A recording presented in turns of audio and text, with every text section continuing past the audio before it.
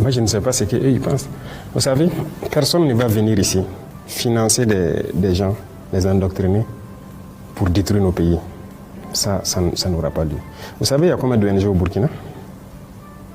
Vous pouvez imaginer, faites des recherches. C'est même pas des centaines, hein. C'est beaucoup. Je ne vais pas vous donner le nom. Faites des recherches. Cherchez chaque ONG fait quoi. Vous croyez vraiment que c'est humanitaire? Donc il y a des choses comme ça qu'on combat. On dit qu'on combat les droits de l'homme. C'est ça les droits de l'homme? Nous, on lutte contre le terrorisme pour sécuriser nos populations. Donc on donne le droit de vie à nos populations. C'est le premier droit, non? Le droit à la vie. Est-ce qu'on ne lutte pas pour les droits de l'homme? On se bat pour que les écoles qui sont fermées ouvrent, pour que les enfants puissent aller à l'école. Le droit à l'éducation, ce n'est pas le droit de l'homme? Qui se bat pour nous? Qui nous aide? Ces mêmes gens qui pillent tous les jours que les droits de l'homme, personne ne nous a donné une seule cartouche pour lutter contre le terrorisme qui tue nos enfants, pour lutter contre le terrorisme qui ferme nos écoles, qui détruisent nos écoles. Ça veut dire que les terroristes luttent contre les droits de l'homme, nous on lutte pour les droits de l'homme, et eux ils encouragent les terroristes. Qui lutte contre les droits de l'homme? C'est eux qui le disent. Et je vous parlais tout de suite de certaines choses qui se passent en Europe et tout. Mais c'est là-bas qu'ils luttent contre les droits de l'homme. Sinon, ici, les droits de l'homme existent. Et retenez quelque chose, les droits de l'homme viennent d'Afrique. Hein. Ça ne vient pas d'ailleurs. Ça vient d'Afrique et d'Afrique de l'Ouest ici. Les premières chartes qui parlaient des droits de l'homme, c'était ici, dans la Confédération AES, plus précisément au Mali. La charte de Kouroukanfou. Kouroukanfou. Donc les droits de l'homme étaient connus par les Africains, on était bien organisés, une société bien organisée, chacun avec ses droits, même les droits des femmes. C'est en Afrique que les droits des femmes existaient. Ailleurs, ça n'existait pas. Et c'est eux là qui peuvent nous parler des droits des femmes ou des droits de l'homme. Ils ne connaissent aucun droit. Qui parle des droits de l'homme? Qui a bombardé les enfants en Libye tués?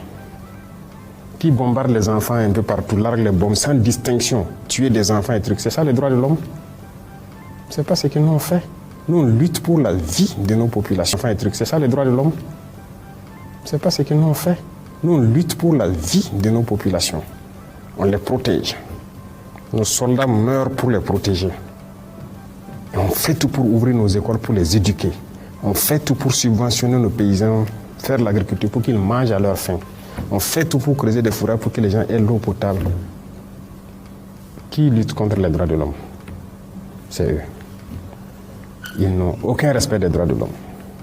Et les VDP accusés de graves violations, où sont les investigations promises? Ceux qui disent que les VDP sont accusés de graves violations, ils ont présenté quelles preuves? Nous-mêmes, qui avons pris des VDP dans certains actes, ils sont en prison. Ces VDP-là sont en prison. Et ils savent où ils sont. Et nous avons dit, quiconque, ça c'est pas quelqu'un, écoutez, nous sommes majeurs. Hein.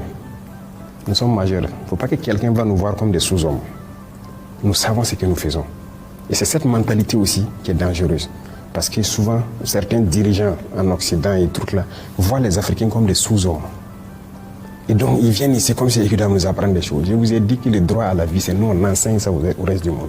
Personne ne nous enseigne ça. Donc, c'est vrai qu'il y a eu quelques petits problèmes avec certains VDP. Il y en a qui ont fait des bavures et autres. Ils sont en prison. C'est sans état d'âme avec ça. Maintenant, tout ce qu'ils disent là, ils ont eu quelle preuve? Rien. C'est nous, quand les gens nous accusent, on fait les investigations. Et très souvent, on part trouver que c'est ce qu'on appelle la perfidie. Les terroristes, ils viennent, ils font des massacres dans des endroits, avec souvent nos tenues. Même souvent, on dit que c'est l'armée. Et puis ils partent. Ils sont venus dans les tenues de l'armée. Oui, mais ce n'est pas nous. Ils mettent nos drapeaux, tous nos insignes, et puis ils viennent faire. Et les terroristes publient des vidéos de ça. Mais pourquoi ils ne voient pas? Les terroristes publient sur les réseaux sociaux des vidéos où ils sont dans nos tenues, dans nos accoutrements et tout. Ils partent faire des actions. Et puis après, ils filent une donnée à ces gens, à ces individus-là pour dire que ce sont les forces armées. Ils sont bien au courant parce que c'est eux-mêmes qui partent là-bas. Comment ils ont fait pour avoir le canal avec les terroristes, pour avoir des images? Comment ils font? Et il y a des gens même qui ont le culot de nous dire qu'ils ont filmé. Je me rappelle une fois, une ONG qui, par image satellite, ils ont vu des Maliens en train de commettre les forces maliennes en train de commettre des exactions. Ils n'ont même pas honte. Ils n'ont pas l'intelligence de savoir que ce qu'ils disent n'est pas bien. Pourquoi je dis qu'ils n'ont pas l'intelligence? C'est parce qu'ils voient le noir toujours comme un sous-homme. Sinon, si vous avez la capacité d'avoir des satellites pour voir des forces en train de commettre des exactions, mais vous n'avez pas de capacité d'avoir des satellites pour voir les terroristes. Vous nous insultez alors. Ici, tout notre combat, c'est pour la survie de nos populations et leur sécurité. Et on vit bien. On vit bien, on est en bonne harmonie. Sinon, bon, on ne pourrait pas aller où on veut. Et voilà, on ne pourrait pas agir. Et vous pouvez vous balader au Burkina. Hein. Vous pouvez aller partout où vous voulez. Vous allez voir ce qui change au Burkina, qu'est-ce que les populations apprécient de notre révolution et tout. Et ça vous fera beaucoup de bien.